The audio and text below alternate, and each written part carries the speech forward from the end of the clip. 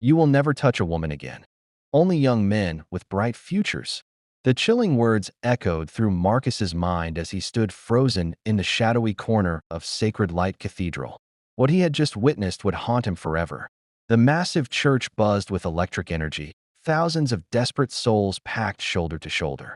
Their voices rose in desperate worship, mixing with tears of pain and cries for healing. This was Lagos's most powerful ministry, owned by Pastor Daniel, the man they called Pastor Thunder. His reputation sent shivers down spines across Nigeria. When Pastor Thunder spoke, miracles happened. When he touched foreheads, the impossible became possible. The sick threw away their crutches, the blind suddenly saw, and the cursed found freedom. But Marcus knew the terrifying truth behind these miracles. He watched from the shadows as Pastor Thunder moved through the crowd like a predator hunting prey. His crisp white robes gleamed under the spotlight, his smile warm, yet somehow sinister. God is here today. Pastor Thunder's voice boomed across the cathedral. Miracles will flow like rivers for those who believe. The crowd erupted in thunderous applause, hands raised high in worship. Marcus's stomach churned as he remembered what he'd discovered just hours ago. The secret ritual, the dark covenant, the price Pastor Thunder paid for his supernatural power. One by one, the sick approached the altar, clutching expensive bottles of holy oil. Each bottle cost more than most people earned in a month. But they believed. They had to believe. Their desperation gave them no choice. Marcus watched as Pastor Thunder laid hands on a crippled woman. "Walk, my daughter. In Jesus' name, walk." The woman's eyes filled with tears as she took her first steps in years. The crowd went wild with excitement. But Marcus knew this wasn't divine intervention. This was something far more sinister. Something that would destroy everything these people held sacred. His hands trembled as he pulled out his phone. He had to record what happened next. The world needed to know the truth about Pastor Thunder's power, even if it cost him his life. 5 years earlier. Please watch this thrilling story till the end to see who triumphs finally, and tell us in the comments which character you love the most. Don't forget to subscribe and let us know if you want part 2. Let's enjoy. Daniel was just another broken man selling worn-out shoes in a forgotten corner of Lagos. His tiny shop was a graveyard of crushed dreams. Day after day, he sat watching customers walk past without a glance. His stomach growled constantly from hunger. His landlord threatened eviction weekly. His family back in the village expected success stories, not excuses. "God, why have you abandoned me?" Daniel whispered into the empty shop. The silence was his only answer. His business rival Peter, who started months after him, now owned 3 shops and drove a shiny motorcycle. Meanwhile, Daniel couldn't even afford a decent meal. The weight of failure pressed down on his chest like a concrete block. His hands shook as he counted his meager earnings. Barely enough for one meal. "Maybe I should just go back to the village," he muttered, tears stinging his eyes. But going back meant admitting defeat. It meant facing his parents' disappointed faces. It meant becoming the family failure everyone would whisper about. That night, lying on his thin mattress in the cramped room he shared with a friend, Daniel stared at the cracked ceiling. A memory surfaced from his childhood, a powerful pastor declaring him a special child of destiny. His mother's proud smile flashed in his mind. Maybe that's my calling," he whispered. "Maybe God wants me to be a pastor." He thought about the wealthy pastors he'd seen on television. Their luxury cars, massive mansions, and private jets. Their churches overflowing with thousands of worshipers. The respect and power they commanded. That's where real success lies, Daniel concluded. Not in selling shoes, but in selling hope. The next morning, Daniel made a decision that would change everything. He borrowed money from friends, bought a Bible, and a cheap megaphone. His heart pounded with nervous excitement as he boarded a bus to Lagos, the big city where dreams were made, where ordinary men became extraordinary, where Daniel would transform from a nobody into somebody. But he had no idea what price he would eventually pay for that transformation. Lagos hit Daniel like a hurricane of noise, chaos, and crushing reality. The city's heartbeat pulsed with ambition and desperation. Every corner promised opportunity, but delivered mostly disappointment. Daniel found himself preaching on dusty street corners, his voice competing with honking cars and shouting vendors. His megaphone crackled with poor sound quality. His Bible was dog-eared and worn. His clothes were wrinkled and stained with sweat. Most people hurried past without a second glance. Some stopped to listen briefly, then moved on when they realized he wasn't offering anything tangible. A few kind souls dropped coins into his worn baseball cap. Those coins bought his only meal of the day.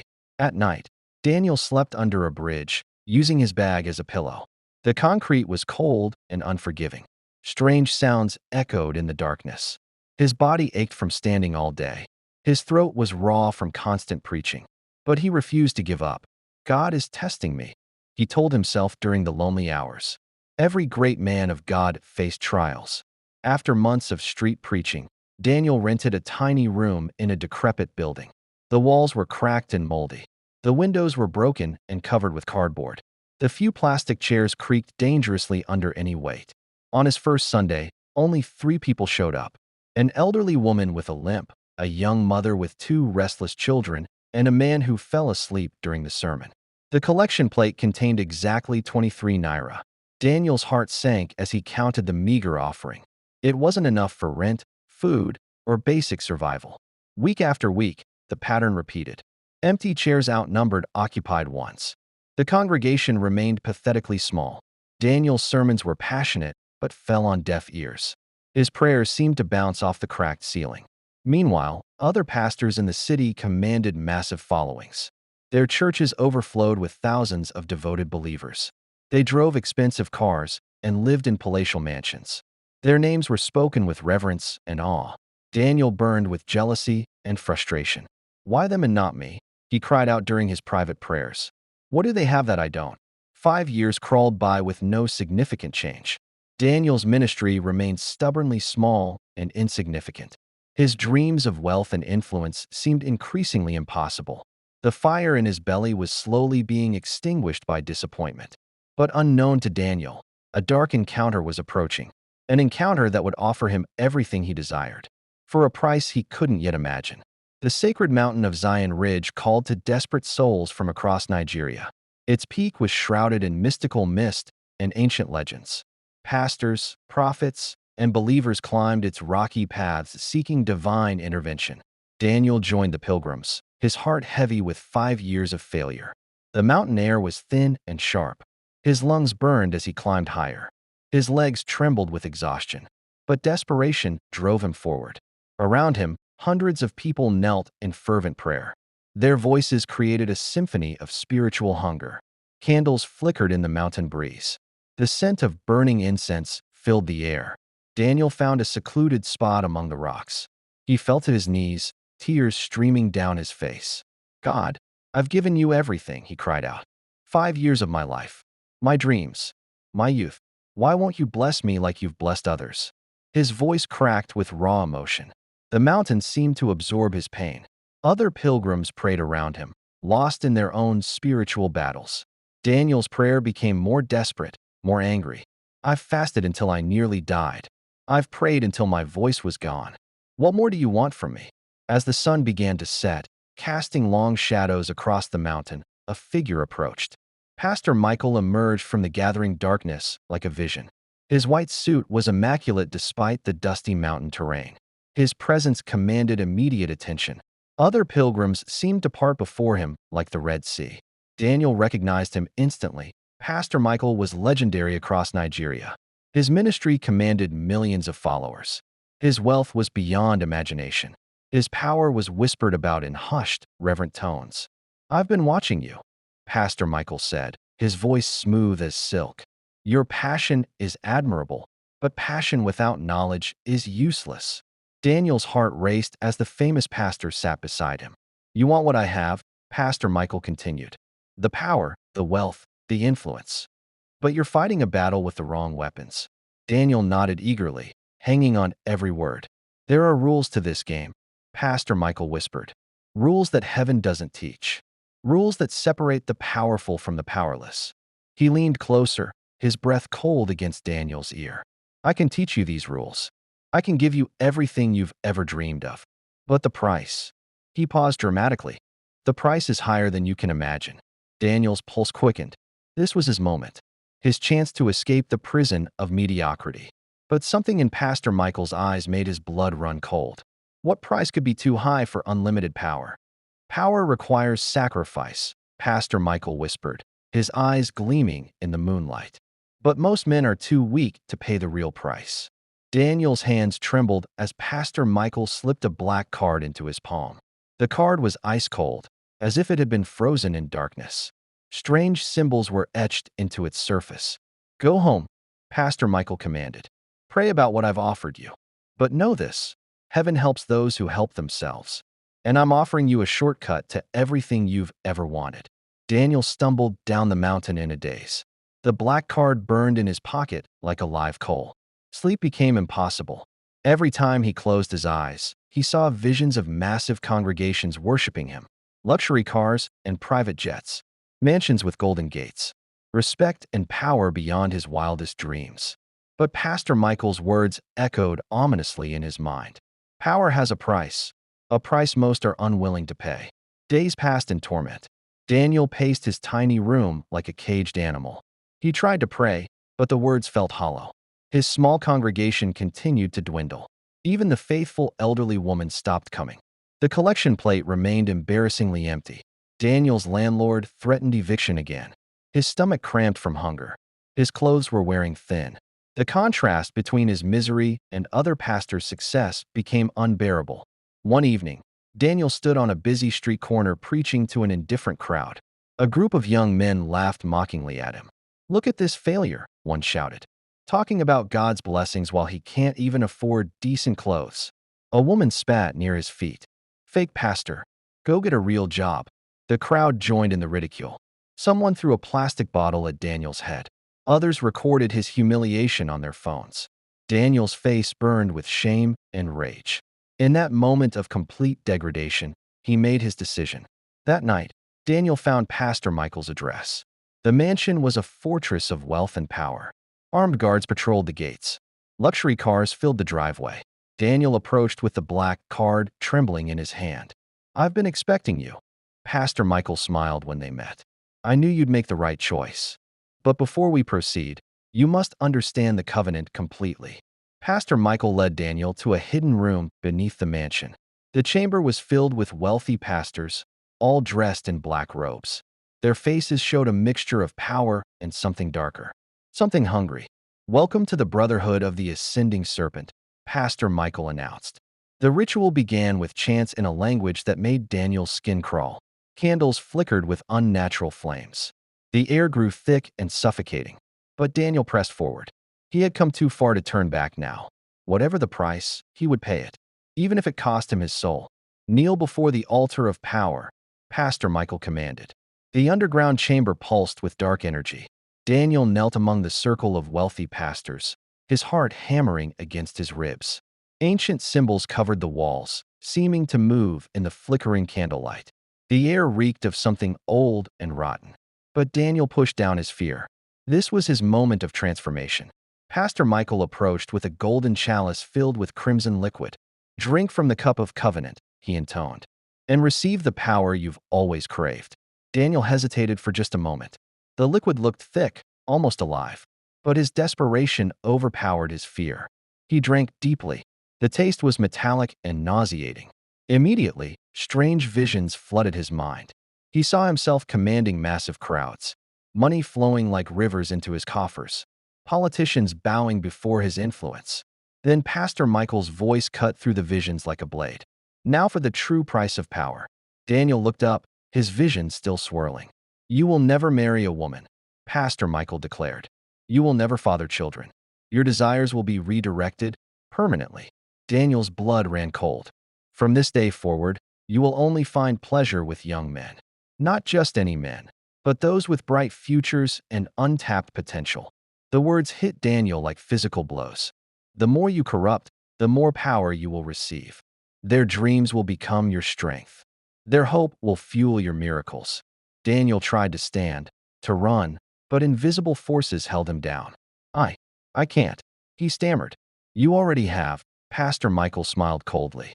The moment you drank from the chalice, the transformation began. Daniel felt something changing inside him. His natural desires were being twisted, reshaped into something unrecognizable, something monstrous. "Every Saturday night, you will return here," Pastor Michael continued, to honor the covenant and receive new power. And you will be given a special oil. He produced a bottle filled with red liquid. One drop in their drink, and they will become compliant.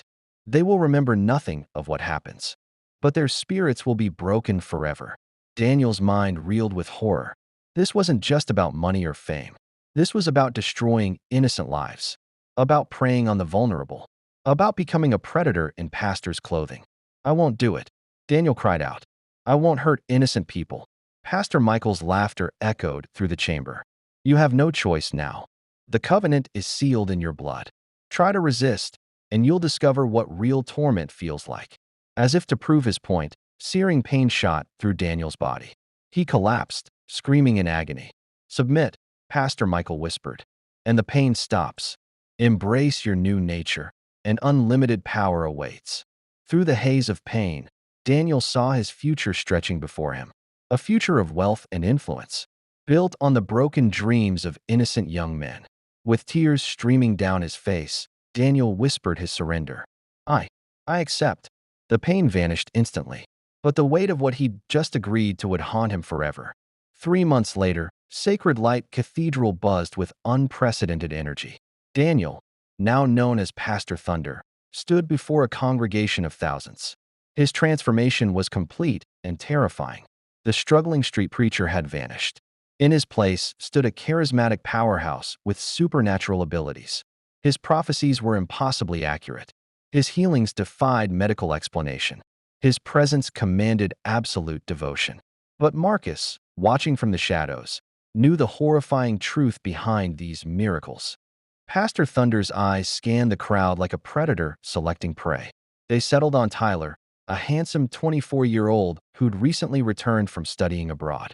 Tyler sat in the front row, designer clothes marking him as wealthy. His bright eyes showed intelligence and ambition. Perfect target material. There's a young man here, Pastor Thunder announced, his voice booming across the cathedral.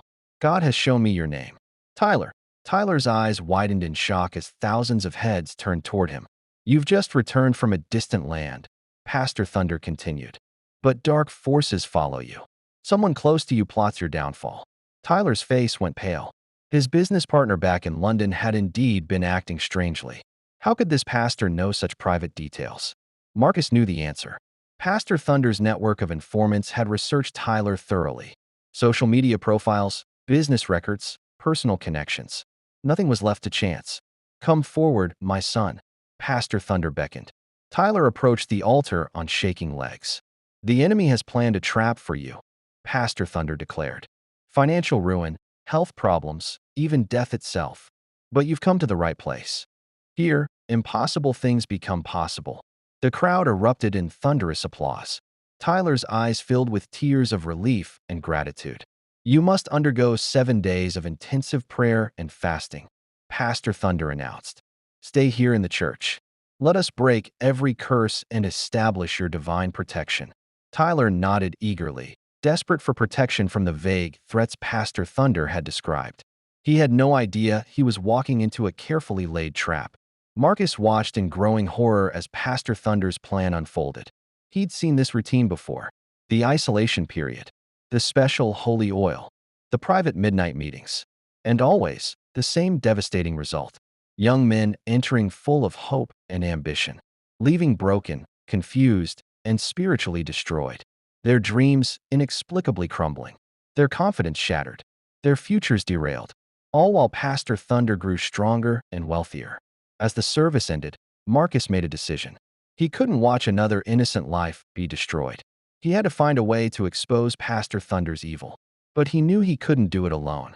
The pastor's influence reached into government, police, and media. Speaking out meant signing his own death warrant. But maybe, with the right ally, he could bring down this monster. He thought of his old friend Alex, a successful businessman from another city, someone with resources and courage, someone who wouldn't believe in miracles easily. If Marcus could convince Alex to help, they might have a chance. But time was running short. Tyler's 7-day countdown had already begun, and Marcus knew exactly what would happen on the 7th night, unless he could stop it first. Alex Rodriguez cut an impressive figure as he stepped out of his black Mercedes. His expensive suit was tailored to perfection. His confidence radiated from every stride. At just tonight, everything changes forever, Pastor Thunder whispered to his reflection. Alex had completed 6 days of intensive prayer and fasting. His defenses were weakened from lack of food and sleep. His mind was clouded from constant religious bombardment. Perfect condition for what Pastor Thunder had planned. Meanwhile, Marcus paced nervously in his apartment. His phone buzzed with updates from Alex throughout the week. Each message grew shorter and more disjointed. The isolation was clearly taking its toll. Day 6 complete. Alex's latest text read, Pastor Thunder says tomorrow night is the breakthrough ceremony. Something feels wrong, but I can't put my finger on it. Marcus's blood ran cold. He knew exactly what the breakthrough ceremony really meant. That evening, Alex received a black invitation card. The address was Pastor Thunder's private mansion. Come alone, the message read. What happens tonight must remain between us and God. Alex's hands trembled as he read the ominous words. His businessman instincts screamed danger. But he'd come too far to back down now. Marcus had positioned himself outside the mansion hours earlier, hidden in the shadows of expensive cars and manicured gardens. Armed security patrolled the perimeter. High walls topped with electric wires surrounded the property. This wasn't just a home, it was a fortress. At exactly 11 p.m., Alex's car pulled through the gates. Marcus watched his friend disappear into the mansion.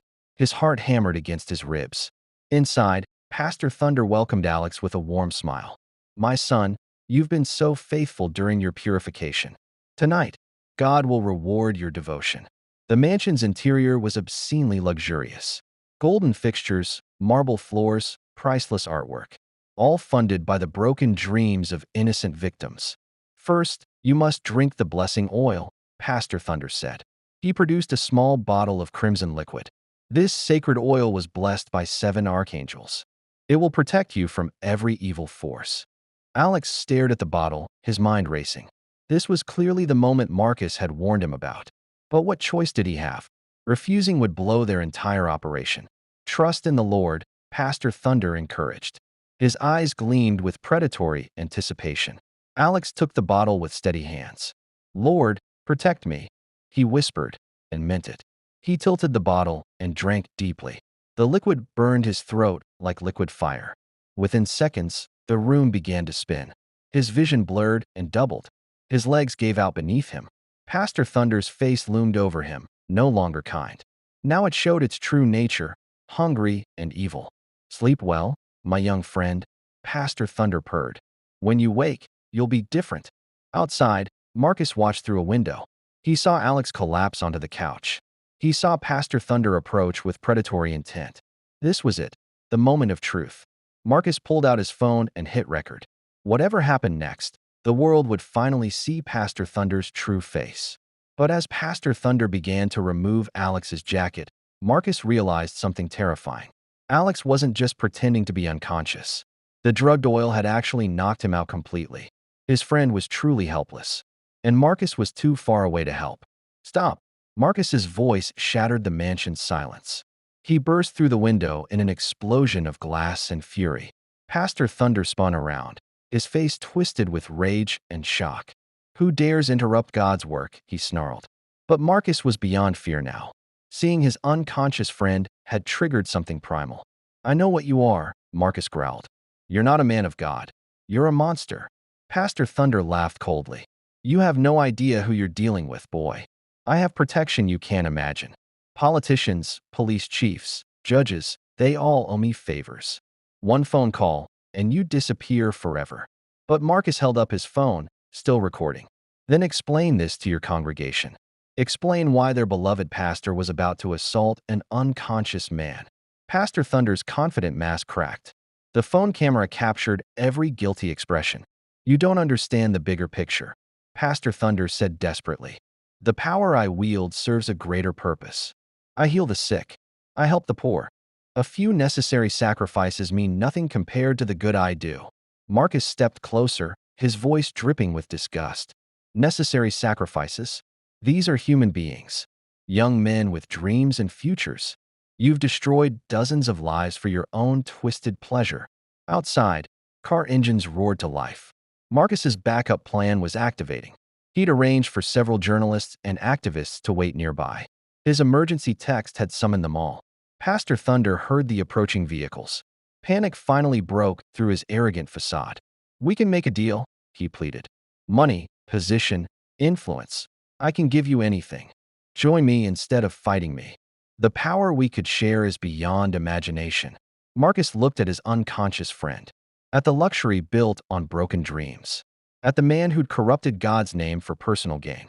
"I'd rather die than become like you," Marcus spat. The mansion doors burst open. Journalists with cameras flooded in. Police sirens wailed in the distance. Activists with megaphones surrounded the building. Pastor Thunder was trapped. His empire of lies was crumbling in real time. "This isn't over," he screamed as handcuffs clicked around his wrists. "You have no idea what forces you've unleashed. The Brotherhood will never let this stand." But his threats rang hollow now. The cameras had captured everything. The evidence was overwhelming. As paramedics rushed to help Alex, Marcus felt a wave of exhaustion. They'd won this battle. But he wondered how many other monsters were still out there. How many other fake pastors preyed on the desperate and faithful. The journalist beside him smiled grimly. "This story is going to change everything," she said. "Every corrupt pastor in Nigeria should be very afraid right now." Marcus nodded, watching as Pastor Thunder was dragged away. Justice was finally being served. But for all the young men who'd been destroyed, it was too little, too late. Their dreams were gone forever. And that weight would haunt Marcus for the rest of his life. The news exploded across Nigeria like a nuclear bomb. Mega pastor arrested for horrific crimes. Headlines screamed from every newspaper and website. Social media erupted with shock, outrage, and disbelief. The footage Marcus captured went viral within hours. Millions watched in horror as their beloved Pastor Thunder was exposed. Comments flooded in from around the world. "I can't believe we trusted this monster. How many other pastors are hiding similar secrets? My whole faith is shattered." Within 24 hours, Sacred Light Cathedral was empty. The massive congregation that once packed the building had vanished. Police tapes surrounded the property. Investigators swarmed through every room, searching for evidence of more crimes, more victims, more horrors hidden in the shadows. Pastor Thunder's luxury mansion was seized by authorities. His fleet of expensive cars was impounded. His bank accounts were frozen. Everything built on stolen dreams was crumbling to dust. But the real devastation was human. Dozens of young men came forward with their stories, each tale more heartbreaking than the last. "I was going to start my own business," one victim sobbed on camera. "After that night with Pastor Thunder, I lost all motivation. Everything I touched turned to failure. It was like my luck had been stolen." Another victim shared his nightmare. "I don't remember what happened clearly. Just flashes of confusion and shame. But after that week, my life fell apart completely. My fiancée left me, my business collapsed. I started drinking heavily, thinking I was cursed." The patterns were identical across all victims. Promising young men entering Pastor Thunder's inner circle, leaving broken, confused, and spiritually destroyed. Their careers derailed, relationships ruined, dreams abandoned. All while Pastor Thunder grew stronger and wealthier. Medical experts confirmed the horror. The red oil contained powerful hallucinogenic drugs, Dr. Sarah Williams explained, combined with sedatives and memory-suppressing compounds. It's designed to make victims compliant and amnesiac. The psychological trauma, even if not remembered, would be devastating. Meanwhile, Alex recovered slowly in the hospital. The drugs had been flushed from his system, but the psychological impact would take time to heal. "I keep having nightmares," he told Marcus. "Fragments of memories I can't quite grasp. What if we hadn't stopped him in time?" Marcus gripped his friend's hand tightly. "We did stop him. That's what matters. And now the whole world knows the truth." But the story was far from over. Pastor Thunder's arrest had opened a floodgate. Other victims of religious abuse began speaking out. Other corrupt pastors were being investigated. The entire megachurch industry was under scrutiny. "This is just the beginning," Marcus told the press. Pastor Thunder wasn't working alone.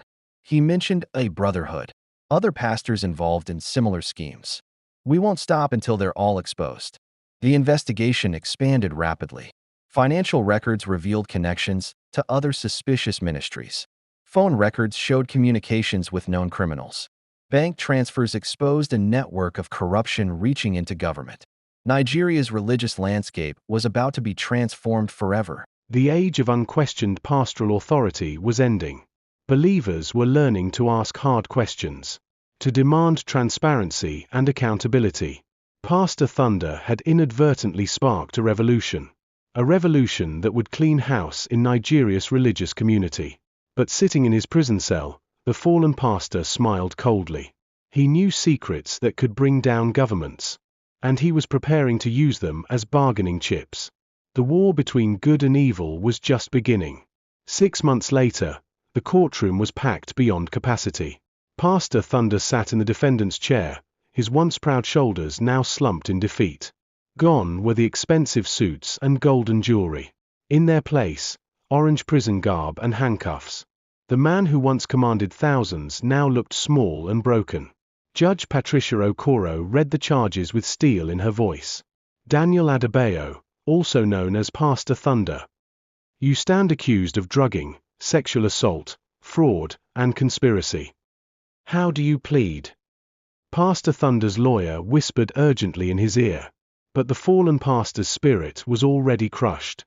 The evidence against him was overwhelming. Video footage, medical reports, victim testimonies. His entire network had been dismantled. The brotherhood he'd boasted about had abandoned him completely. Guilty, he whispered, his voice barely audible. The courtroom erupted in gasps and sobs. Victims' families embraced each other. Justice was finally being served. Judge Okoro's gavel rang out like thunder. Daniel Adebayo, you have violated the sacred trust placed in religious leaders. You have preyed upon the innocent and destroyed countless lives. This court sentences you to life imprisonment without parole. May your remaining years be spent in reflection and repentance. As Pastor Thunder was led away in chains, Marcus felt a complex mix of emotions. Relief that the monster was finally caged. Sadness for all the lives that had been destroyed. Hope that this moment would prevent future tragedies. Outside the courthouse, Alex addressed the gathered media. His recovery had been remarkable. The businessman's determination had helped him rebuild his shattered confidence. This victory belongs to every victim who found the courage to speak out, he said. To Marcus, who risked everything to expose the truth. And to a justice system that finally listened to the vulnerable. But our work isn't finished. We're establishing the Truth and Light Foundation, dedicated to helping religious abuse survivors rebuild their lives, and to preventing other predators from hiding behind pulpits. The foundation grew rapidly. Donations poured in from around the world. Counseling services for trauma victims. Legal aid for those seeking justice. Educational programs teaching believers how to spot religious manipulation. Marcus became the foundation's chief investigator. His experience exposing Pastor Thunder made him uniquely qualified. Within 2 years, he'd helped bring down 7 other corrupt pastors. Each victory saved countless potential victims. But the most meaningful moment came at a small church in Lagos. Pastor Grace Adunni had rebuilt her congregation the right way. Through genuine love, honest service, and transparent leadership. She invited Marcus to share his story with the congregation. Evil thrives when good people stay silent, Marcus told the faithful gathering. But truth always finds a way to shine through darkness. Your faith doesn't have to be blind trust. Ask questions. Demand accountability. Real men and women of God welcome scrutiny. They have nothing to hide. In the audience, a young woman named Faith listened intently. She'd been searching for spiritual guidance after leaving an abusive church. Marcus's words gave her hope that genuine faith communities still existed. After the service, she approached him. Thank you for showing us that fighting evil isn't just possible, it's necessary. Marcus smiled, remembering his own journey from silent observer to active protector. The greatest tragedy isn't that monsters exist, he replied. It's when good people see evil and choose to look away. Never look away. Never stay silent. That's how we protect the innocent. As sunset painted the Lagos sky in brilliant oranges and purples, Marcus felt a deep sense of peace. Pastor Thunder was locked away forever. Dozens of other predators had been exposed. Thousands of potential victims had been saved. The religious community was learning to police itself. And Marcus had found his true calling. Not as a passive observer, but as an active guardian.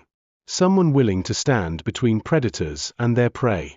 Someone who understood that real faith requires real courage. The battle against religious corruption would never truly end.